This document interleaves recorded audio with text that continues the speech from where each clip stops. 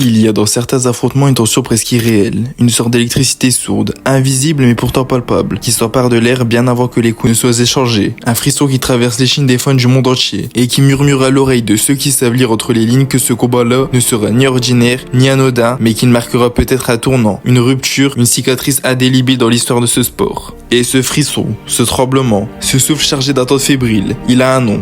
Charles Oliveira contre Ilia Topuria. D'un côté, il y a Charles de Brox Oliveira, ce combattant venu du néant, du vide, un monde que la plupart des gens refusent même de regarder. Un monde de pauvreté brute, de survie crue, où l'on apprend très jeune que personne ne viendra te sauver. Il a connu la douleur, l'échec, l'humiliation, les moqueries, la solitude, et il en a fait une arme. Il ne devrait pas être ici, il ne devrait jamais devenir champion, mais il l'a été, et plus encore, il a été une tornade, une tempête, une machine à finir des hommes.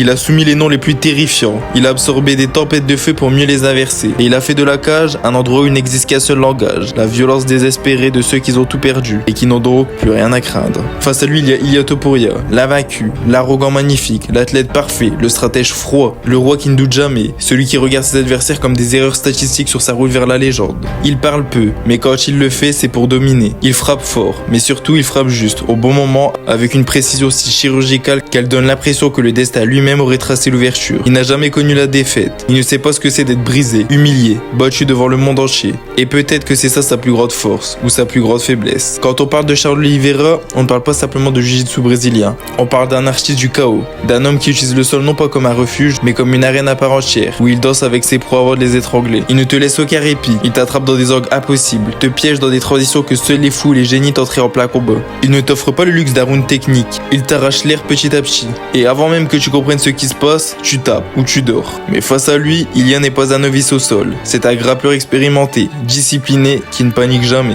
Et surtout, il est solide comme une montagne, avec un centre de gravité bas, une défense positionnelle d'élite, et cette capacité rare à neutraliser l'orage, à attendre que la tempête passe sans jamais céder à la panique.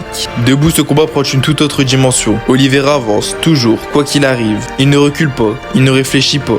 Il te coupe la cage, t'étouffe, te noie sous une marée de coups appréciés mais constants. Et parfois il te fait tomber, juste par sa foi, par sa présence, par cette folie douce qui le pousse à te faire peur, même quand lui-même est en train de tomber. Mais Topuria ne joue pas ce jeu-là. Il reste calme, il lit, il attend, et il frappe. Un seul coup, et parfois ça suffit. Demandez à Volkanovski, demandez à Max Holloway. Pour eux, le monde s'est arrêté. Il y a un aspect de ce combat que personne ne peut réellement prédire, le mental. Oliveira, c'est l'homme revenu de tout. Celui qui tombe et qui se relève. Celui qui se fait mettre knockdown et qui gagne quand même. Celui qui accepte la douleur, qui ne fuit pas le chaos, qui le cherche. Mais c'est aussi un homme fragile. On l'a vu paniquer, on l'a vu s'effondrer. Contre Makhachev, il n'y avait plus rien. Topuria, lui, ne doute jamais. Il est froid, calculateur. Il ne joue pas avec l'adversité, il l'écrase. Et peut-être que cette foi inébranlable sera l'arme la plus dangereuse du combat. Alors, que va-t-il se passer? Si Oliveira transforme ce combat en guerre, s'il impose son rythme, s'il force Topuria à sortir de son confort, alors tout est possible. Il peut le surprendre, il peut l'étrangler, il peut faire mentir l'histoire encore une fois. Mais moi je crois que Topuria est taillé pour ce défi. Je crois qu'il a le style parfait pour désamorcer Oliveira, pour neutraliser sa folie, pour lui faire payer chaque erreur d'inattention. Et je crois qu'à force de tomber, Oliveira finira par rester au sol. Mon pronostic, victoire d'Ilia Topuria par KO, au 3e round, froidement, cliniquement, sans émotion. Juste l'exécution pure d'un roi qui veut régner longtemps. Si Oliveira gagne, ce sera l'une des plus grandes renaissances de l'histoire du sport. Si Topuria s'impose, alors une nouvelle ère commencera. Celle d'un champion trop calme pour avoir peur et trop fort pour perdre. Une chose est sûre, ce combat ne laissera personne indemne.